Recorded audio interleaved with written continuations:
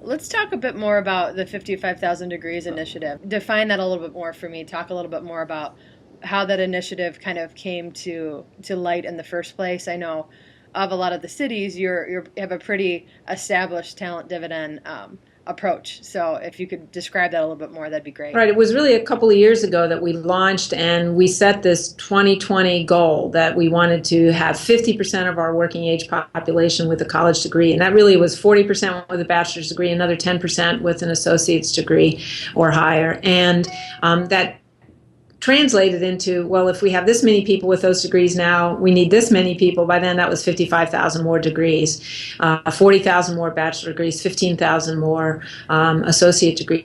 And as you said, it was a concept that quickly caught hold. Another group within the community, African American leaders, had seen the data that showed, okay, we overall as a city, we're sort of low in our peer cities in attainment. We were dead last in terms of African American attainment. So 15 other cities had higher African American attainment.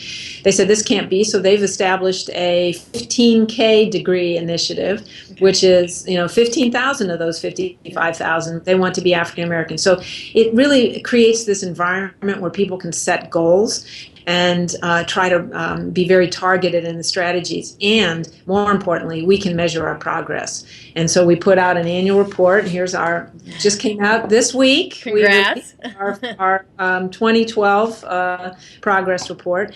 And, in fact, the news is kind of mixed. We've, in our lead indicators, we're really making progress. More degree completions, more people college ready, fewer being remediated. On the other hand, the overall working age population has gone down a little bit in the number of people with a college degree.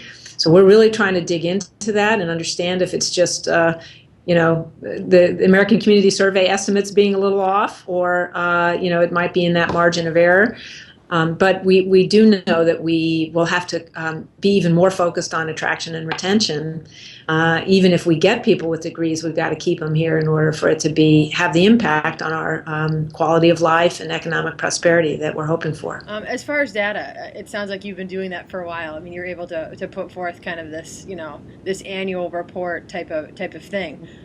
When you got started measuring data, did you work with local colleges and universities, or did the crux of all of this work come through the 55,000 Degrees Initiative? I know for some cities, big and small both, actually gathering data has been a major challenge for them, aside from kind of that national data. What's worked for you? What hasn't worked? What have you kind of learned as far as that approach? The philosophy is 55,000 Degrees is the partnership of these institutions. Yeah. So what we've said is that we're not going to be doing this pointing fingers. What we're looking at is where, as a community, do we need to strengthen our output.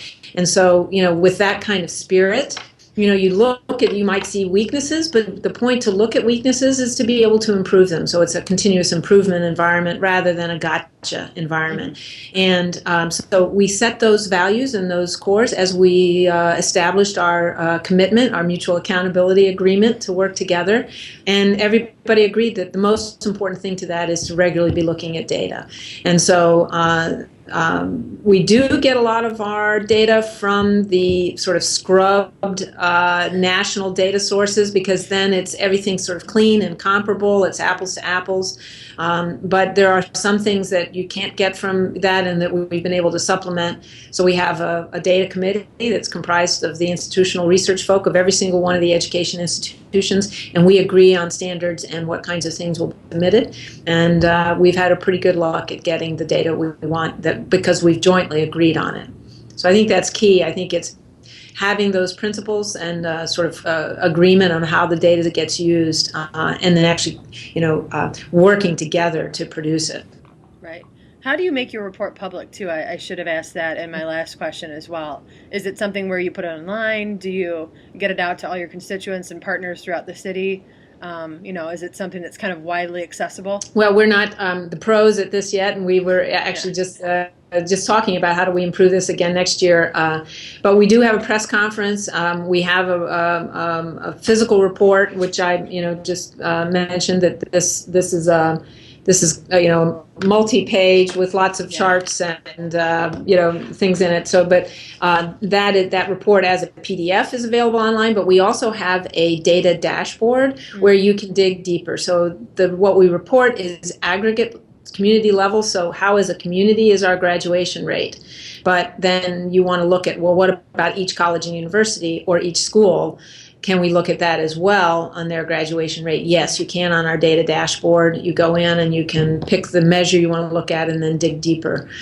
So we have a press conference that the mayor calls. It's helpful to have the mayor be our chair because he's able to get the press. We had some of the people that it's impacting report on how it's impacting them. And a business owner, for instance, saying how helping his employees go back has been really important to their business. Was something that got a lot of media attention as well. So that helped. We will send out the report. We're trying to tweet and Facebook and get the information out via social media too. And then we'll be spending next couple of months doing a series of presentations and being speakers at different events to share what the data means. You've talked a lot about cross-sector partnerships working together, that you have the mayor's buy-in and that you really have this commitment by the community. Can you talk a bit about the Count Me In initiative that you mentioned to me a bit earlier and just what that's meant to you? And again, it sounds like another great kind of branding opportunity too that gives people the chance to really join in. Well, thanks for asking about that, Emily. The first thing that the second Mayor Greg Fisher, who's now our chair, did when he took over. He said, okay, this is really exciting. We've got this large partnership who said, this is our common goal, but what is your individual goal? And we started by getting all our founding partners to clarify their commitment towards this either degree production or improving, rates or getting employees to go back, those kinds of things. Even Metro government said, we're going to help, they're going to help about 400 employees over the next 10 years, 8-10 years to get their degrees. So that was the beginning, and we said, but how do we increase our stakeholders and let everyone in the community have a way to play a role? So we developed a Count Me In effort where they can go online and as a student say, I'm going to get my degree. As a parent say, I'm going to help my kid get their degree. As an organization say, here's how I'm going to support either this college going culture or tutoring or something like that, or helping my employees or people in my church to go back, and so to really sign up and be part of the movement. And then also individuals that might want to volunteer or help or be an advocate or an ambassador for the movement. In turn, we're trying to help them connect with the resources that will help them meet their goals.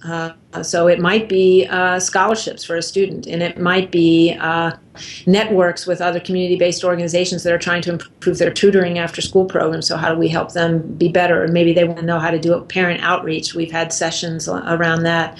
Or maybe it's holding community to practice workshops with some of the financial aid or admissions officers, things like that. So that's how we're trying to use this sort of broad-based, everybody be counted movement to connect people to help each other reach this community goal.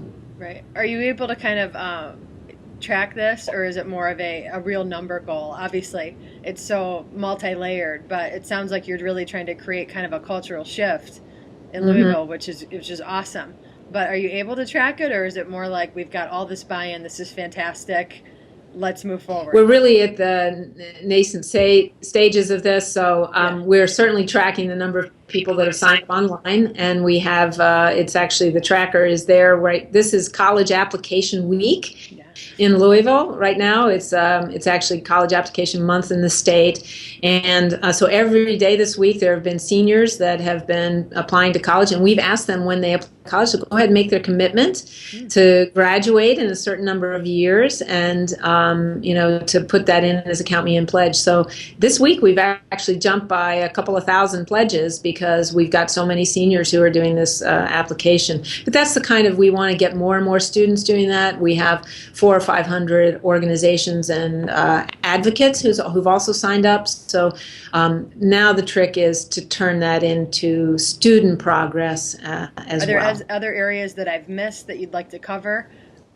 Well, another key part of an education attainment goal for a community is not to forget the adults who have some college but no degree. We have about 96,000 adults in our community with some college but no degree, and we're very focused on reaching out to those adults and helping them come back. We know that we have some big barriers. Many of them don't know how to come back and consolidate credit or transfer credit or get credit for their learning they've done on the job. So we are trying to smooth those pathways with some of our partner institutions. The other big area is funding, so trying to retarget some of the scholarship and institutional aid money to help adults returning as well, and we're looking at some of that. But the biggest thing that we've done is worked with our Chamber of Commerce, Greater Louisville Inc., and I think you did interview Kathy Zandona, who's the education vice president there. They have a program called Degrees at Work, where, similar to Count Me In, they're really sort of signing up employers and providing them tools and supports to help their employees come back, and then the employees also to know how to navigate that reentry or enter into college for the first time as an adult. Yeah. So that's the other big area that we're working on. Well, thank you so much for taking the time to really kind of show off some of the best work that you're doing, and good luck to you in the coming years too. Hopefully you'll win that big prize. It's turn that trajectory the other way. Right now it's sort of flatter, so that's the challenge, is really to be able to use this data to say, well, do we have the right strategies or not? So we appreciate the Talent Dividend prize as an incentive to do that even more.